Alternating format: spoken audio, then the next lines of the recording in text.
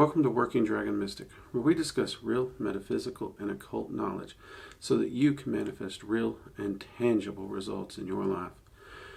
This week, we're going to talk a little bit about grounding, shielding, and centering. Yes, I know some of you is like, Drake, we've discussed this before. There's a video on it and everything. And yes, there is. And I will make sure to link that video in the cards here so that you can go watch it, just in case. But with that said, I do think there are a few misconceptions about these techniques that should probably be clarified. And perhaps we should do more videos on them in the future. So we'll keep an eye on that one. Because in the live streams, we are getting a lot of questions on these. And we're also getting a lot of people who are forgetting to do these quite regularly. In fact, I've even told in live streams that adepts often forget the basics. And this is one of the basics we forget. So I wanted to touch on a few points. First off, grounding. Let's start with that. Grounding, by definition, is when you take excess energy or energy that is negative or not helpful, and you get rid of it in some form, fashion, or technique. A lot of people will push this energy into the earth, whether it be through their feet, through walking in nature, or through even what's called the taproot method, where they visualize a taproot from their spine into the earth, and the earth is absorbing that energy. Now, I'll put this out there. A lot of people's like, well, Drake, during the taproot technique, you're also pulling energy up. No, and this I think is where part of the problem comes in. Yes, during that technique you do, but I think this is why we have such a large disconnect on what centering is. See, centering is the one that gets left out the most. Everyone's like, I ground out the energy, I ground out the energy. And then they ask me, Drake, why am I so exhausted? Why am I so flipping exhausted? I'm tired. That's because you're grounding out the energy. If I take my coffee cup here and I pour it out, I can't drink coffee out of my coffee cup, which, by the way, that's good coffee, because there's no coffee in the coffee cup. I have to go to the coffee pot and pour fresh coffee in. And that's the part people are forgetting, is that we have to refuel. And it's vitally important too, because if we don't refuel, the multiverse does not like a space void of energy. So if you're pushing that energy out and you're leaving yourself empty, it's going to fill up, and it's going to fill up with the most available energy immediately present. And this is not good in and of itself, because in modern life, those energies are going to be emotional. Most of that emotional energy is going to be stress, which ain't good. We don't want to refill with stress. Or perhaps you're grounding out in public or somewhere. Well, public is full of crap. That's why we shield, right? So if you're running around and you just grounded and you left this empty, you're picking up all that crap from other people. And oh dear God, now you're not just got to deal with your crap, now you're dealing with their crap. So you can see how leaving that space void is a bad thing. Now, this is why so many people fall back on the taproot method, because they're telling you to push this negative energy out as you pull energy up. And they think this is good, we're done. Okay, well, if you're really good at visualizing your energy, you know what your energy body should look like when you feel good, that can work. It can really be a multitasker. You're getting two things done at once. But I think it's a disservice to teach that and not explain why it's two separate things and not one. Because I have seen so many people grounding to the point where they start out they got too much energy, right? So you start grounding after your ritual. Well, if I start with too much energy and I push energy out while pulling energy up to replace it, you literally end with the same amount of energy you started with. You're still overcharged. Not a good thing. Even if you're picking the energy, being overcharged can be bad, especially if you continue at that rate for a long period of time. Your body needs to rest. Okay, Drake, what do we do? Well, that's what centering is. When we ground, we clear out the energies that we don't need, the overcharge, the excess, the out of whack energies, okay? Centering, however, is we pull the energy in that we want. We want it to be there.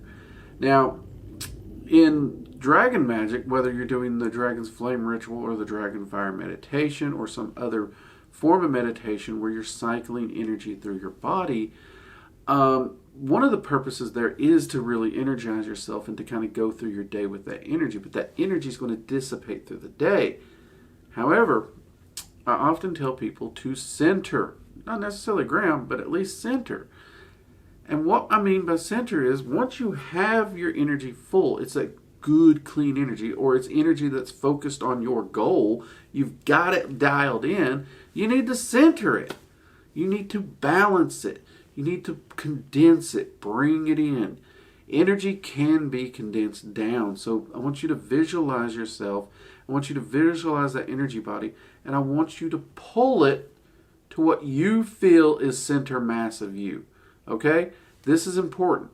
I know a lot of people say, pull it to the center of your belly. That's your center. Well, it might be. I know a lot of people, the belly being centered, they ain't comfortable with. They don't like it. Whether it's body image or whether they get the grumblies, and it just feels weird to them. Could be. I know people who view center as heart.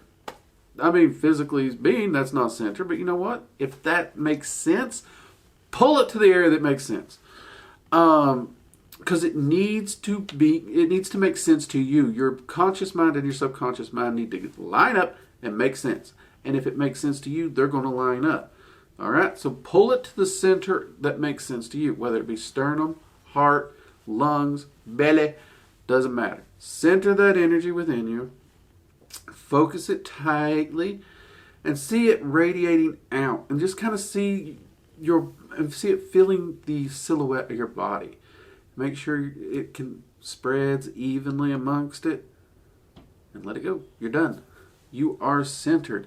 And you'll notice as you do this, whether it takes you 5 or 10 breaths to get this visualization done, it does not take long at all to do this.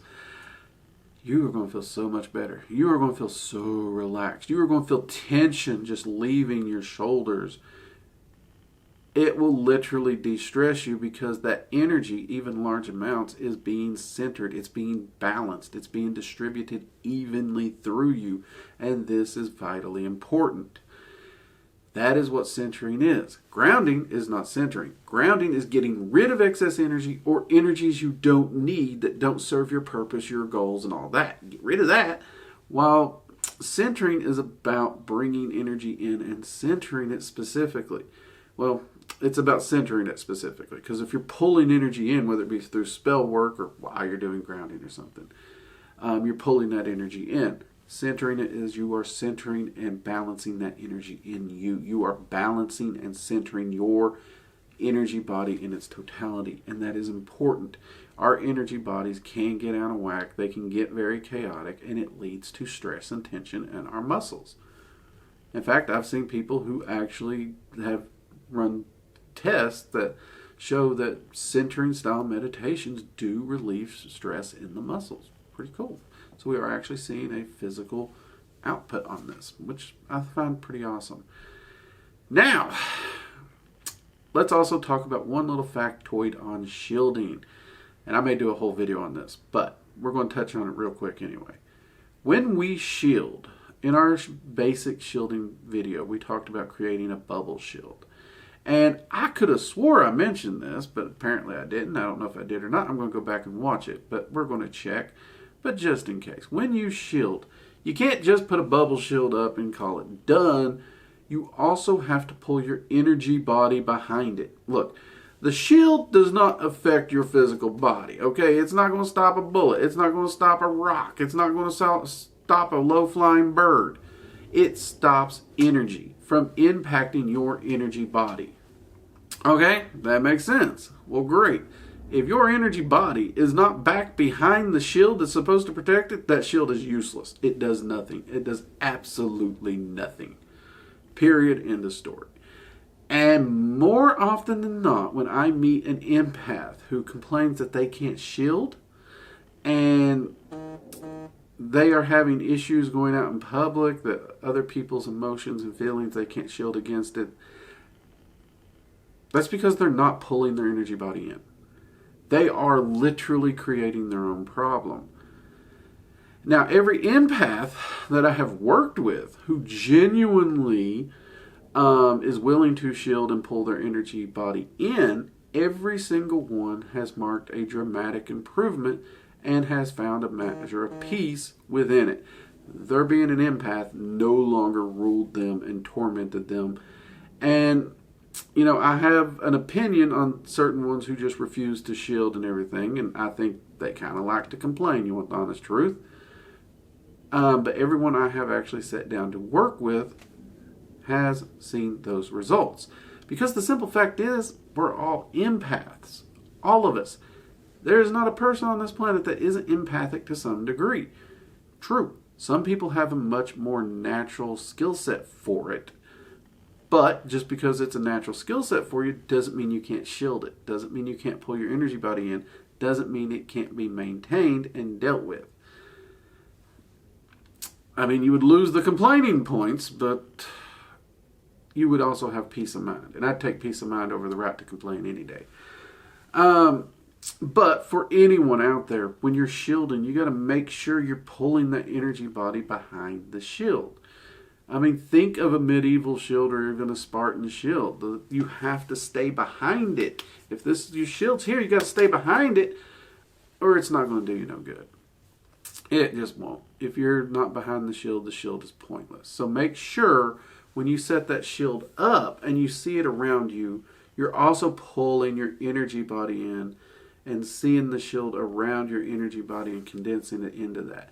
And every time you check your shields throughout your day, again, pull that back in there. Pull that back in there. Okay? Just pull that energy body back in. All right? Hopefully this video is going to clear a few of these terms up. Give a few of these techniques a try. Make sure you're centering. If you're feeling stressed and a little scattered, center. You'd be surprised how quickly that'll help you focus. And again, if you're having trouble with shielding, check that. Make sure you're pulling that energy body in. That's one of the reasons anytime I do grounding, shielding, I also am always doing centering. I always ground and center anytime I shield. It's just part of it. All three of these, I do them all at the same time. Anytime I do one of them, because it builds up a perfectly good habit. All practitioners should be grounding. All practitioners should be centering. All practitioners should be shielding. We are too exposed to energy as humans in general to not be doing these things. And as practitioners, we're just ramping that up. And it's all about self-mastery, okay, and discipline. And part of mastering the self is mastering your energy. And these three things are step one. They are 101, very, very basics to mastering one's energy.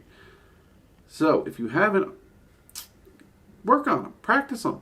And for those of us who's been around the block a time or two, and yeah, they're kind of boring, we tend to forget about them too. I've said it in live streams, I'll say it again. Anytime an adept practitioner is having some kind of chaos in their life and they're talking to other adepts, the first question asked always is, have you been grounding and centering? Oh. And as soon as they do it, everything straightens out. In a few hours or 24 hours or a day or two, everything just straightens out for them. It's easy to forget. I know. I understand. All of us do it. That's why it's always a good reminder, remind your friends, ground, shield, and center. And that's really what it used to be, ground, shield, and center, or ground, center, and shield. It got shortened to grounding and shielding. I don't know who shortened it. I don't know when they shortened it. But somebody needs to smack them in the head with a newspaper, because seriously, that was not a good thing to do. It has led to a lot of misconceptions. So I hope this video helps you all out. I know it's a little different from my norm, but perhaps we do need some more basic lesson reminders and occasional little thoughts like this. All right? Hope this helps you all out a lot. So if you've enjoyed this video, or you enjoy videos on magic and the occult or random ramblings, by all means, hit that subscribe button, click that bell icon, make sure notifications are turned on so you're notified anytime we release a new video or go live. We do live streams every Sunday, 7 p.m. Eastern Standard Time. All right, until next time, I'm Drake. This has been Working Dragon Mystic. Take care. Bye-bye.